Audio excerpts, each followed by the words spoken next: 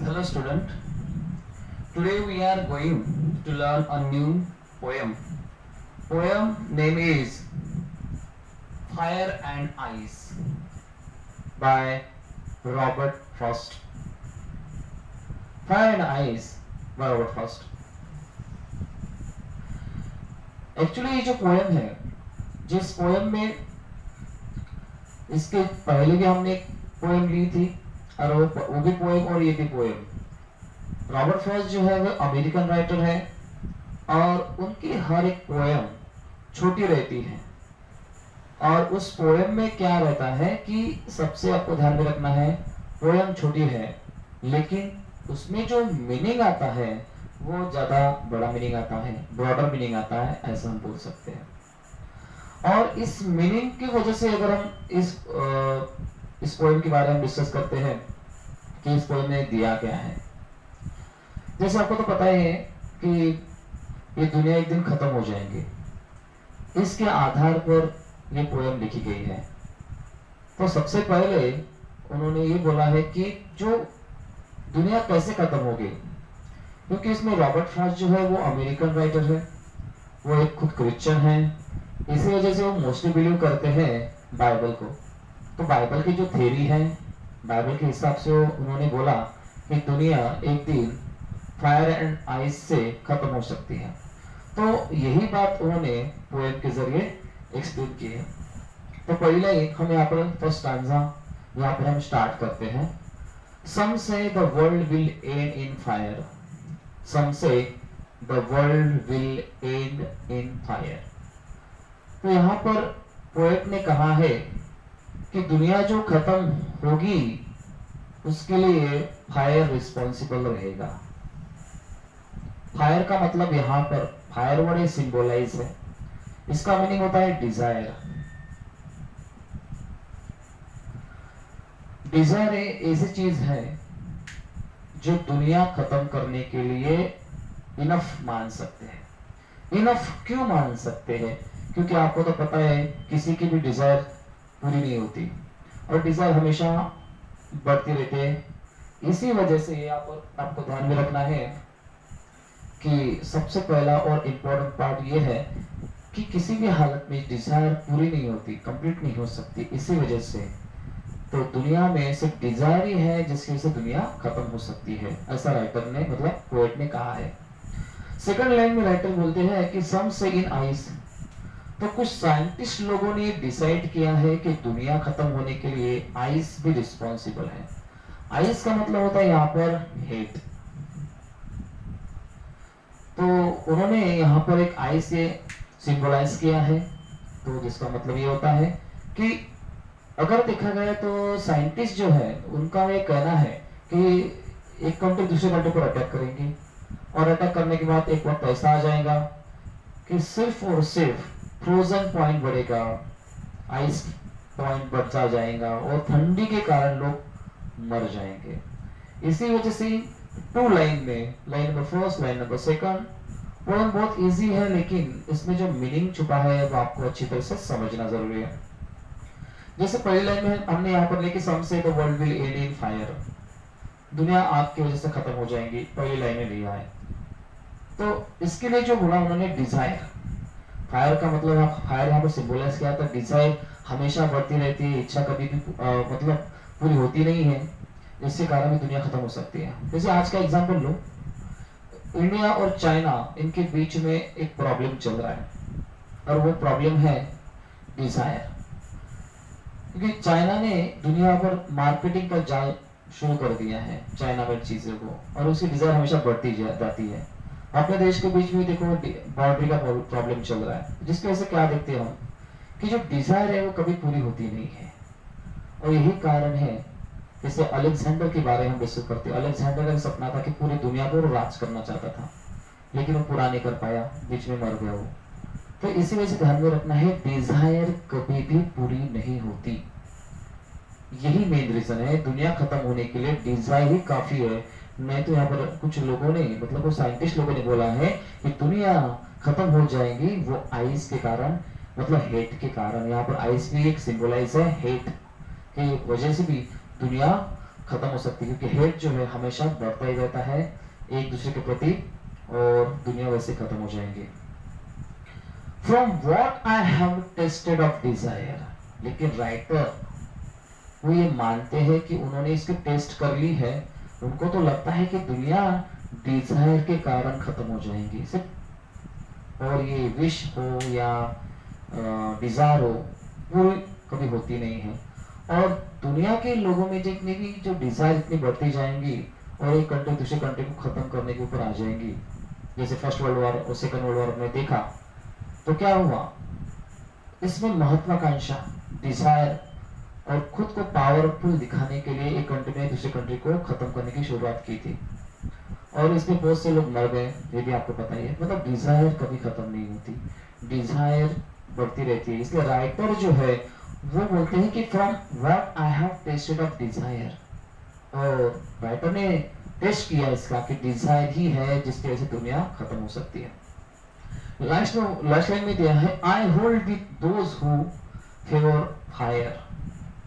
इसका मतलब ये होता है कि राइटर ये एग्री करते हैं कि फायर ही है, मतलब डिजायर ही है जिसकी वजह से दुनिया खत्म हो सकती है। क्योंकि राइटर का जो मोस्टली वीडियो है वो बाइबल पर है, और बाइबल में लिखा है एक दिन आग के लपटें बढ़ती जाएंगी और दुनिया का डिस्ट्रॉय हो जाएगा, दुनिया खत्म हो जाएंगी। और इसी वजह से राइटर ने बोला कि हु फेवर फायर, राइटर सिर्फ फायर के ही फेवर में है।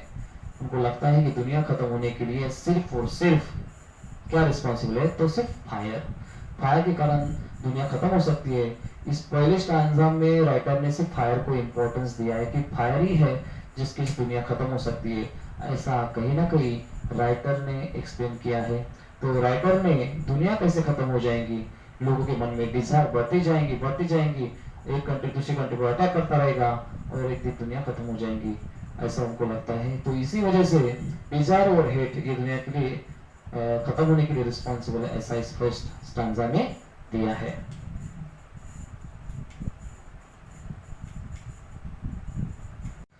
Hello student, then second stanza अभी हम यहाँ पर स्टार्ट करते हैं। But if it had to perish twice, writer ने यहाँ पर एक्सप्लेन किया है कि ये जो दुनिया है दो बार खत्म हो सकती है। पेरिश का मतलब होता है यहाँ पर डिस्ट्रॉय। दुनिया जो खत्म हो सकती है वो दो बार खत्म हो सकती है। ट्वाइस मतलब टू। दुनिया जो है दो बार कैसे खत्म हो सकती है, क्योंकि आपको तो मैंने इसके पहले दो रीजन समझाए थे, फायर एंड आइस। मतलब फायर मतलब सारे सिंबलाइज है डिजायर, और आइस का मतलब हमने बताया हेट। तो ये दो कारण इतने ज्यादा रिस्पॉन्सिबल हो सकते हैं जिसकी वजह से दुनिया खत्म हो सकती है। तो राइटर ने यहाँ पर बोला कि but if it had to perish twice, मतलब दुनिया दो बार खत्म हो सकती है और उसके लिए रिस्पॉन्सिबल भी हो सकती है फायर एंड आइस। ये यहाँ पर राइटर ने एक्सप्लेन किया है। I think I know enough of hate. तो राइटर को अभी पहले स्टांजा में उन्होंने एक्सप्लेन किसके बारे में किया, सिर्फ और सिर्फ उन्होंने फायर के बारे में डिस्कस किया था। फायर मतलब डिजायर, और पहले स्टांजा में उन्होंने फेवर भी थे, डिजायर के फेवर में थे। लेकिन सेकंड स्टांजा में राइटर अभी हेट के फेवर में है। हेट एक कारण हो सकता है दुनिया खत्म होने के लिए, और वो कैसे होता है, कैसे उसके लिए रिस्पॉन्सिबल होता है, ये मैं आपको एक्सप्लेन करके समझाता हूँ। देखो कि रेगुलर लाइफ में, समाज में हम जब रहते हैं तो लोगों में प्रेम भी रहता है और हेट भी रहता है, लेकिन हेट ज्यादा रहता है। जैसे आज एग्जांपल लेते हैं, इंडिया और चाइना के बीच में जो बाउंड्री का प्रॉब्लम चल रहा है, उसकी वजह से ऑटोमेटिक अपने इंडिया के लोगों के मन में चाइना के बारे में हेट है, और चाइना के दिमाग में अपने इंडिया के बारे में हेट है। इंडिया का पाकिस्तान के बारे में हेट है, क्योंकि पाकिस्तानी लोग बहुत से इंडिया में आतंकवादी वगैरह भी भेजते हैं। तो प्रॉब्लम यह है कि हेट जो है बढ़ता रहता है। सोसाइटी में भी वैसा है, बहुत से ऐसे एग्जांपल ले सकते हैं जो हेट है हमेशा बढ़ता रहता है, और जिसके कारण दुनिया खत्म हो सकती है। उसका ही हेट का ही हम क्या करते हैं, बाद में गुस्सा निकाल लेते हैं और दूसरे को खत्म कर देते हैं। इसी वजह से ध्यान में रखना है कि हेट एक ऐसा कारण है जिसकी वजह से भी दुनिया खत्म हो सकती है। ऐसा राइटर ने यहाँ पर एक्सप्लेन किया है कि I think I know enough of hate.